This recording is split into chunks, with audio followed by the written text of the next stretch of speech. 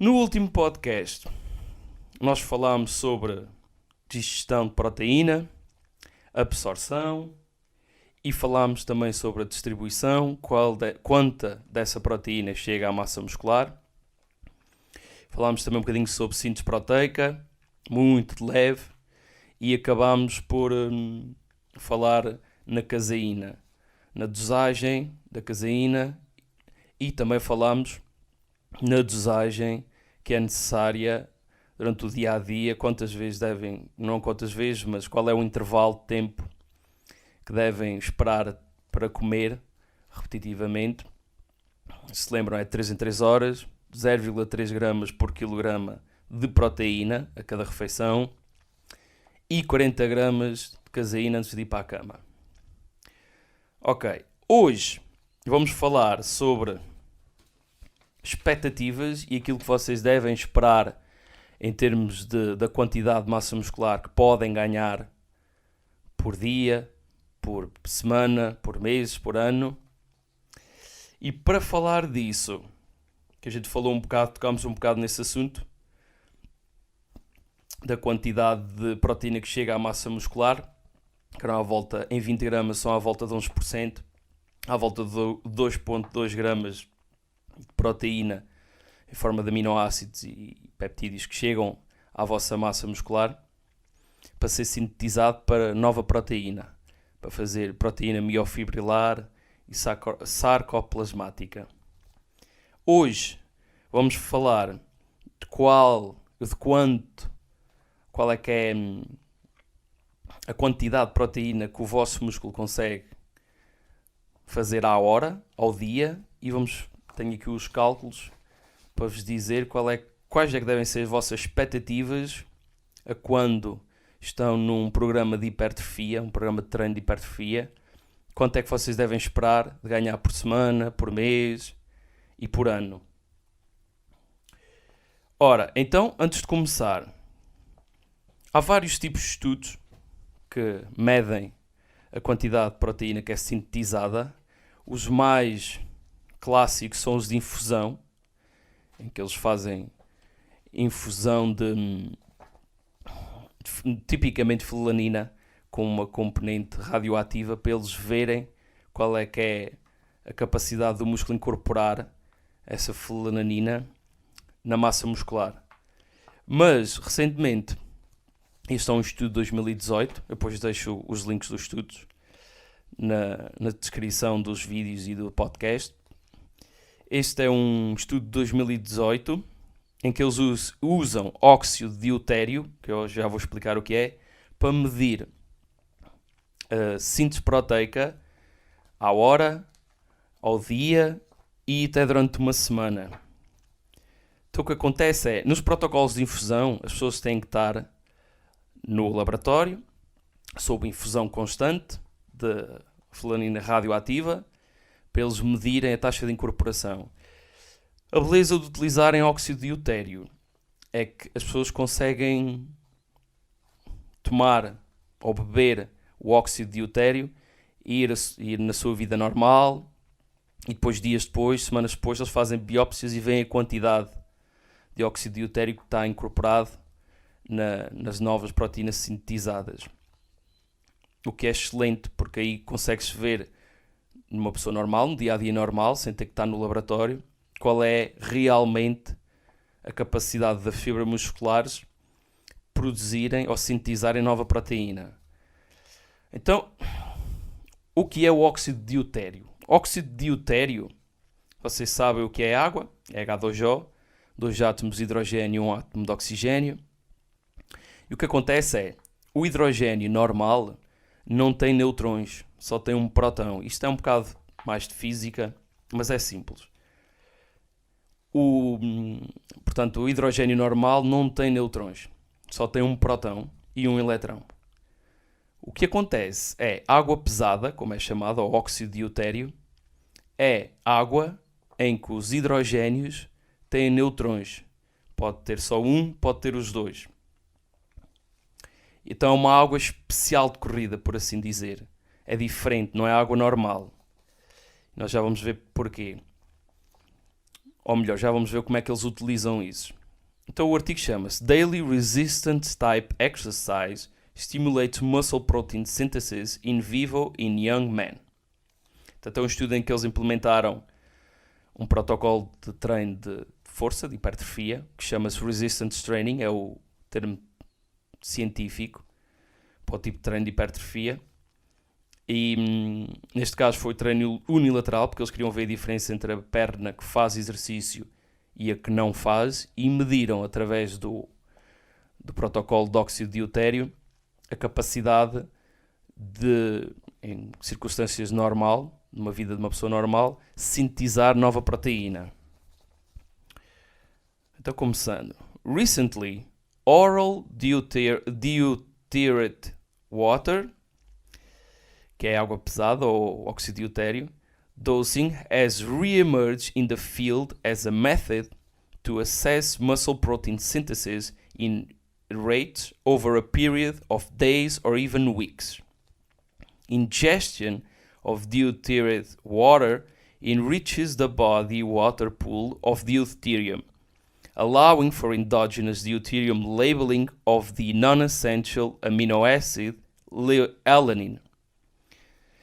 The deuterium-labeled alanine is synthesized into muscle protein, which can be detected in muscle biopsy samples and used to calculate muscle protein synthesis rate. Então, isto é basicamente o que eu estava a falar. Eles enriquecem, porque é impossível, apesar de não ser água normal, o óxido de deutério, há sempre uma pequena quantidade de óxido de deutério dentro do corpo humano, e eles enriquecem isso, eles aumentam a concentração de óxido de deutério, que se vai ligar à alanina, e eles veem, quando essa alanina é incorporada em síntese proteica, ou em nova proteína, eles conseguem ver quanta foi a quantidade de proteína nova formada através daquele labeling. Aquilo é basicamente um tag, eles aplicam um tag através do óxido de deutério, ela liga-se à alanina, a alanina vai para síntese proteica nova, e eu consigo ver quanta nova proteína foi formada através daquele tag que o óxido de deutério deixa. Certo? Ora, então, quais é que foram os resultados deste estudo? In the present study, we applied a unilateral leg exercise design and took muscle biopsies to allow direct assessment of the surplus effect of local resistance type exercise on muscle protein synthesis rates under free living conditions. Portanto, o objetivo foi fazer treino de hipertrofia, treino de resistência unilateral e ver em situação normal, free living conditions, pessoas normais, qual é que era a taxa de formação ou de síntese proteica. We found that muscle protein synthesis rates average 1.642% a day or 0.068% an hour in the non-exercised control leg and 1.984% a day or 0.083% an hour in the resistance type exercise leg. This daily muscle protein synthesis rate agree well with the more acute stable isotope infused studies as basal post-absorbed muscle protein synthesis rates typically range from 0.02 and 0.04% an hour, and acute post-exercise muscle protein synthesis rate have been shown to range between 0.06 and 0.10% an hour. Portanto, aqui eles basicamente estão a explicar duas coisas. Primeiro, conseguiram ver uma diferença entre a perna que não fez exercício físico e aquela que fez. Conseguiram medir qual foi a percentagem de aumento de síntese proteica por dia e por hora. E depois, basicamente, explicam que este tipo de modelo de óxido de deutério, labeling, está em concordância com os métodos anteriores e precisos de infusões. Portanto, também há aqui um proof of concept do ponto de vista de que basicamente bate certo com aquilo que a gente sabe. A parte engraçada e uma das partes interessantes é que a perna que não faz, isto é um protocolo unilateral, quer dizer que há uma perna que faz exercício e outra não. A parte engraçada é que a perna que não fez exercício também aumentou a síntese proteica. Não aumentou foi tanto como aquela que faz exercício físico. Isto é um fenómeno bem engraçado, que já se sabe há muito tempo na comunidade científica. Ainda não se sabe bem porquê, mas sabes que isso acontece. Se eu treinar só uma perna, a outra, acidentalmente, também aumenta a sua síntese proteica. O que eu fiz, e o engraçado disto, foi o que eu fiz através destes cálculos da quantidade de síntese proteica que é gerada à hora, em termos de percentagem e ao dia. E vocês veem muito, e antes de explicar quais é que são os dados a qual eu cheguei, vocês veem muito na comunidade de fitness, ou até se calhar se estão a ouvir este podcast, provavelmente frequentam um ginásio, mas provavelmente já viram aquele bro que ganha 10 quilos em um mês e está-se a gabar a toda a gente o seu treino novo e da sua dieta mágica que o fez ganhar 10 quilos em um mês. E isso é impossível. Em termos de massa muscular e para pessoas normais, que não estão cheios de esteroides anabólicos, é basicamente impossível ganhar tanta massa muscular, porque ao ritmo a que é sintetizada a proteína, não conseguem chegar a esses valores. Então o que acontece é, numa pessoa normal que faz exercício físico, ou melhor, treino de hipertrofia, neste caso, e come uma quantidade de proteína adequada, o que acontece é que, à hora, o vosso corpo consegue sintetizar 0,7 gramas por hora de nova proteína. 0,7 gramas por hora de proteína. E isso equivale a 16,77 gramas de proteína sintetizada nas fibras musculares ao dia. Portanto, ao dia, vocês conseguem formar nova proteína, ou crescer, ou aumentar a massa muscular, 16,77 gramas. Isto equivale, por semana, a 117 gramas. Portanto, por semana, se vocês fizerem tudo bem, treinam, fazem o vosso treino de hipertrofia, comem a proteína toda que devem, por semana conseguem gerar 117 gramas de nova proteína. Isto por semana. E ao ano vocês conseguem formar 6,693 kg. Portanto, 6,5, mais ou menos. 6,7 kg por ano.